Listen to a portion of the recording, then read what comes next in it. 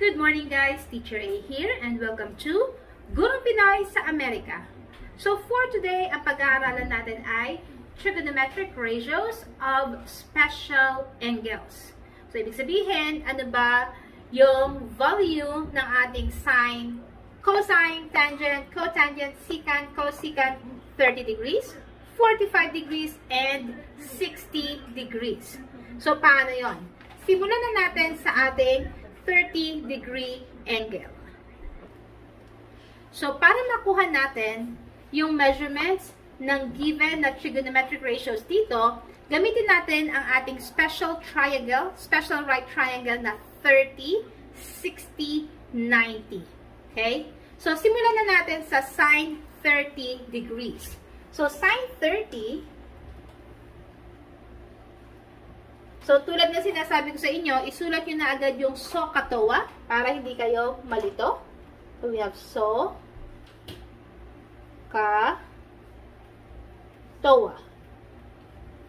There. So, given tong angle na to, yung katapat niya, yun yung opposite. And then, katapat ng ating right angle ang ating hypotenuse.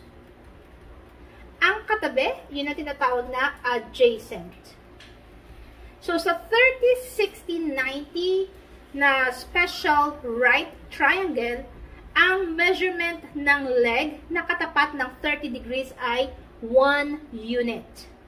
And then, yung katapat naman ng ating right angle, yung hypotenuse, since ito yung longest side, ang measurement niya ay 2 units. And then, yung katabi, ang measurement niya ay square root of 3 units. So, paano natin gagamitin itong mga measurements na to para makuha yung values ng ating 6 trigonometric functions? So, sine 30 degrees. So, ang sine ay opposite over hypotenuse. So, we have opposite over hypotenuse. So, based sa given, ang opposite ng 30 ay 1 over hypotenuse. Ang hypotenuse natin ay 2 units. So, therefore, ang sine 30 degrees ay 1/2. So, susunod natin dito, sine is 1/2. Okay? Next, cosine 30 degrees. So, cosine, so we have cosine 30 degrees equals, yung cosine natin ay ka, which means adjacent, over hypotenuse, h. So, based sa given natin, ang ating adjacent, yung katabi, ay square root of 3, ito na lang, square root of 3 over ang ating hypotenuse ay 2 units. So, therefore, ang value ng cosine 30 degrees ay square root of 3 over 2. So, we have square root of 3 over 2. Yan. Ganun lang siya kasimple. Next, tangent. So, this time, we have tangent 30 degrees. So, tangent is TOA, opposite, over adjacent. So, opposite over adjacent. So, ang opposite side ng 30 ay 1 over ang adjacent ng 30 ay square root of 3. Ito na bang final answer? No. Kasi, meron tayong radical sign sa denominator. Kapag may radical sign sa denominator, i-rationalize natin siya para mawala. Kapag sinabing rationalizing the denominator, ibig sabihin, yung ilalim, yung denominator natin, i-multiply natin siya sa both numerator and denominator. So, square root 3 yung nasa ilalim. Therefore, i-multiply natin both sa square root of 3. So, 1 times square root of 3 ay square root of 3 over square root of 3 times square root of 3 ay square root of 9. So, ano ba yung square root of 9? Ibig sabihin, kapag na-multiply ka Mag-isipin ng number na kapag minultiply sa sarili ay 9 ang lalabas, and that is 3. Kasi 3 times 3 ay 9. Or simply, kung ano yung nasa loob, aalisin mo lang yung radical sign, yun yung sagot. So, square root of 3 over 3. There. So, tangent 30 degrees ay square root of 3 over 3. Okay? This time, din naman tayo sa mga kabaligtaran. So, it's either isosolve natin siya isa-isa or babaligtarin lang natin yung ating given or yung ating answer sa ating basic trigonometric functions, yung sine, cosine, tangent. So, paano yon? Si cotangent ay opposite ni tangent. So, kung square root of 3 over 3 to, baligtarin natin siya. So, cotangent 30 degrees. Baligtarin natin. I-flip natin to. So, we have 3 over square root of 3. Again, ang ating denominator ay may radical sign, which means i-rationalize na naman natin. So, multiply by square root of 3, both yung taas at baba. So, 3 times square root of 3, pagdidikitin lang yon, we have 3 square root of 3 over square root of 3 times square root of 3 is square root of 9. Ano bang square root of 9? That is 3. Okay? Now, since may 3 sa taas, may 3 sa baba, pwede nating i-cancel out yung 3 na yon kasi kapag dinivide, 3 divided by 3 is 1 times square root of 3. Therefore, ang sagot ay square root of 3. So, ang value ng cotangent 30 degrees ay square root of 3. Now, kung nalito kayo sa pag-flip or nalito kayo kung alin ba yung magka-opposite, i-double check na lang natin dito. So, ang cotangent is adjacent over opposite. So, pabaliktad ng katawan natin siya. Adjacent over opposite. So, that's square root of 3. That's the adjacent. And then, ang opposite natin ay 1. So, square root of 3 over 1. I-divide natin. This will give us square root of 3. So, same ang ating answer. Okay? Next, let's move on sa ating pang-fifth na function, which is secant. So, ang secant natin ay opposite ng ating cosine. So, ito, at saka ito, magka-opposite sila. So, therefore, ang ating secant 30 degrees ay, i-flip natin to, baligtarin natin. That's 2 square root of 3. Ayan, meron na naman tayong radical sign. So, i-rationalize na naman natin siya. Times square root of 3 times square root of 3 equals 2 times square root of 3. Pagsamahin lang natin siya. 2 square root of 3 over square root of 3 times square root of 3 is square root of 9. Kunin yung ating square root ng 9. So, that will give us there, 3. Square root of 9 is 3. So, yung final answer natin ay 2 square root of 3 over 3. There you go. Doon naman tayo sa ating last na function, which is yung cosecant. So, cosecant, yun yung opposite na ating sine. So, yung dulot-dulo. Yung una, opposite ng huli. So, si sine at saka si cosecant. There you go. So, si sine ay 1/2. 1/2, i-flip natin siya. So, cosecant 30 degrees equals, baligtaran si sine, magiging 2 over 1. Simply divide 2 divided by 1. That will give us 2. So, therefore, ang cosecant 30 degrees ay 2. Or, again, gamitin natin ang ating special right triangle. That's H over O, hypotenuse over opposite. So, it's 2 over 1, which is eto din. Then, divide. The answer is 2. Okay? So, yan ang ating 30-degree angle. this time, mag-move naman tayo sa ating 45-degree angle. So, hindi na ito yung gagamitin nating right triangle. Ang gagamitin nating special right triangle ay ang 45, 45, 90 degree right triangle. So, simulan na natin. So, ayan. Ito na ang ating special right triangle. 45, 45, 90 degree right triangle. So, again, since ito ang ating reference angle, yung katapat niya, yung opposite. And then, yung katabi niya, yung kanyang adjacent. And as always, yung longest side, which is opposite ng ating right angle, yun ang ating hypotenuse. Now, ano naman yung mga values ng mga sides ng ating triangle? Since 45 to, 45 din yun, magkapareho sila ng values. Therefore, yung mga legs nila, pareho din ng measurements. So, this is 1 unit. Ang ating adjacent is also 1 unit. And then, ang ating hypotenuse ay square root of 2.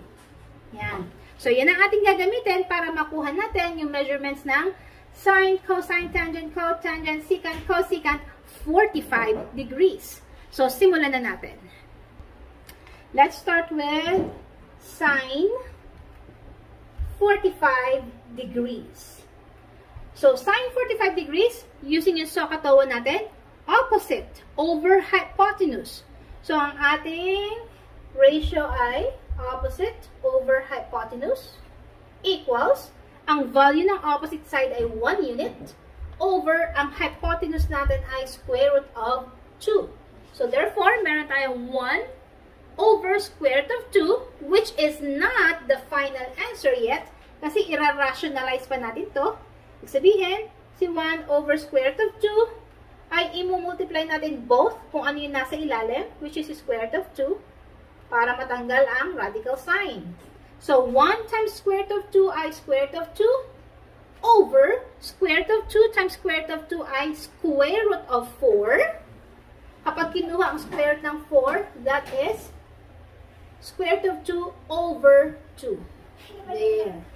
So, again, shortcut, kung ano yung nasa ilalim, aalisin lang natin ang ating radical sign, yun yung magiging bagong denominator. So, ang 45 degrees ay square root of 2 over 2. Yan. So, next, cosecant 45 degrees. Paano yan? So, erase muna natin. Cosecant 45 degrees. We have, not cosecant, cosine. So, cosine 45 degrees. Using yung SOHCAHTOA, adjacent over h, which is our hypotenuse. I-plug in natin yung mga values. Ang adjacent natin ay 1 unit. Over ang hypotenuse natin ay square root of 2. So, yung parang sign lang din. So, we have 1 over square root of 2 irrationalized by multiplying both by the given denominator, which is square root of 2. 1 times square root of 2 is square root of 2. Square root of 2 times square root of 2 is square root of 4. Kunin yung value ng square root of 4. So, kopyahin yung taas, which is square root of 2, over square root ng 4 ay positive 2. Again, shortcut. Kung ano yung nasa ilalim, alisin lang yung radical sign natin, yun yung magiging denominator. So, cosine 45 degrees is equal to square root of 2 over 2. Ayan. Next, tangent. Tangent 45 degrees. So, TOA. We have here tangent 45 degrees is opposite over adjacent. So, opposite, katapat over si katabi. So, ang katapat niya ay 1 over si adjacent ay 1 din. Napakasimple. So, 1 divided by 1, this is equal to 1. So, therefore, ang tangent 45 degrees ay 1. Simple, di ba? Next, cotangent. So, si cotangent ay kabaligtaran ni tangent. So, i-flip lang natin ng value ni cotangent 45 degrees. Ay, ni tangent pala, sorry. So, baligtarin natin si tangent, 1 over 1. Pag binaligtad ay still 1. There. So, this time, punta na tayo kay secant 45 degrees. So, si secant ay kabaligtaran ni cosine. So, i-flip natin si cosine. Yung ilalim, siya magiging nasa ibabaw, which is 2 over square root of 2. There. So, since ang given natin ay may radical sign na naman sa ilalim, rationalize natin by multiplying both taas at baba by square root of 2. What is square root of 3? There. So, 2 times square root of 2 ay, pagdikitin, 2 square root of 2 over square root of 2 times square root of 2 ay square root of 4. Kapag sinimplify si square root of 4, that is equal to 2. So, therefore, ang answer natin ay 2 square root of 2 over 2. Final answer na ba? Hindi pa. Kasi may 2 sa taas, may 2 sa baba. Pwede natin i-cancel out. Therefore, ang final answer, yung natira ay square root of 2. So, secant 45 degrees is equal to square root of 2. So, cosecant. Kung mapapansin nyo, si sine and si cosine ay pareho. Therefore, si secant at si cosecant ay pareho din. Okay? Gagawin lang natin itong cosecant. Bakit? So, cosecant 45 degrees, opposite ni sine. Si sine ay square root of 2 over 2. Kapag flip natin, that is 2 over square root of 2. So, ito pa rin yung magiging solution natin. And that will lead us to the final answer, which is square root of 2. There. So, yan ang ating 45 degrees. This time, punta na tayo sa last one, which is yung 60 degrees. So, of course, hindi ito yung gagamitin nating right triangle. Babalik tayo sa ginamit natin kanina sa 30. Which is yung 30, 60, 90 special right triangle. Okay, simulan na natin. Okay, so ito ang ating 30, 60, 90 special right triangle. Yung katapat ng ating 60 degree angle, yun yung ating opposite side.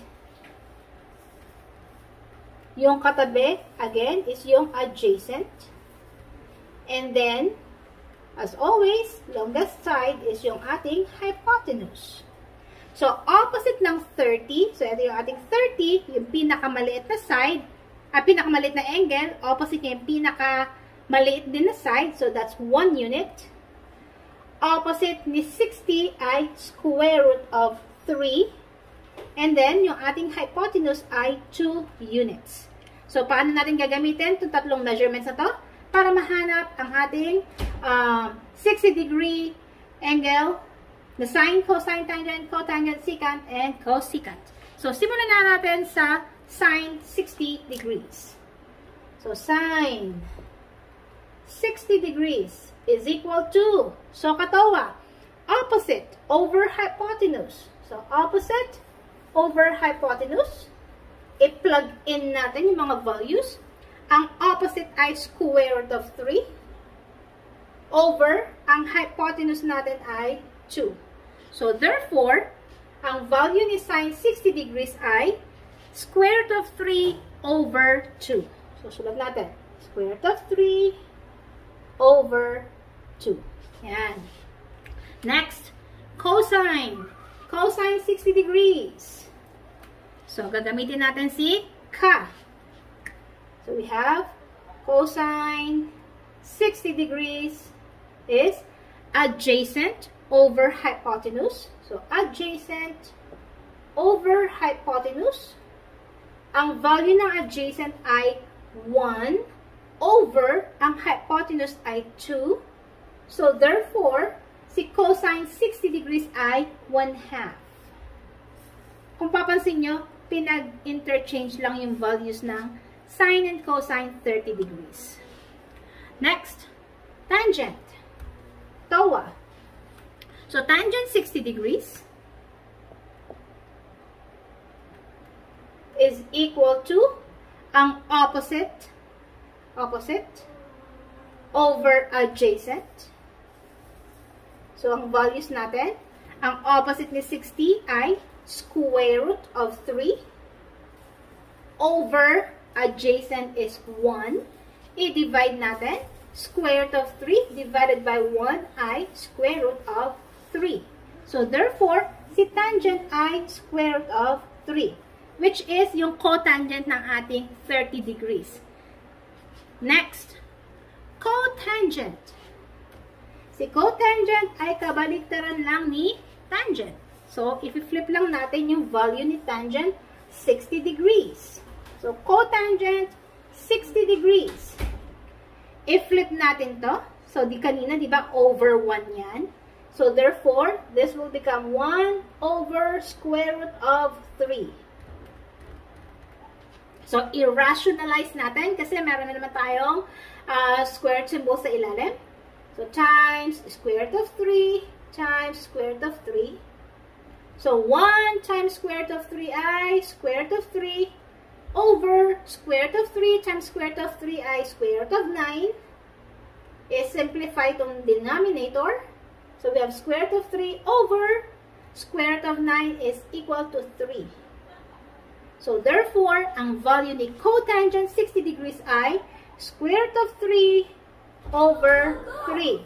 Again, observe nyo, pinagbaligtad lang yung values ni tangent and cotangent 30 degrees. Okay? Next, secant. Secant 60 degrees. So, we have here, oh my, ayan, secant 60 degrees. Si secant ay kabaliktaran ni cosine. Si cosine ay 1/2. I-flip natin si 1/2. Magiging 2 over 1. So, 2 divided by 1 is equal to 2. So, therefore, ang value ni secant 60 degrees ay 2. Which is yung value ni cosecant. So, from here, malalaman nyo na kung ano yung value ni cosecant 60 degrees. Babaligtarin lang siya. So, cosecant 60 degrees. Si cosecant ay kabaligtaran ni sine. So, i-flip natin ang value ni sine, which is magiging 2 over square root of 3. So, irrationalize kasi meron na naman tayong radical sign sa ilalim. Times square root of 3 times square root of 3. So, 2 times square root of 3 ay 2 square root of 3. Over square root of 3 times square root of 3 is square root of 9. Is simplify. So, we have 2 square root of 3 sa itaas over square root of 9 ay positive 3. So, therefore, ang value ni cosecant 60 degrees ay 2 square root of 3 over 3. Yan. So, kung mapapansin nyo, si 30 tsaka si 60, pinagbabaligtad lang yung magkatabing function. Kasi, sa ating special right triangle, magka-opposite lang kasi yung ating 30 and 60 degree angles. Okay? So, kung natuto kayo sa ating lesson today, kung naliwanagan kayo, nakatulong to sa module nyo, kindly give me a like please para i-share to ni YouTube sa iba. So, that's it for today. See you on my next video. Paalam!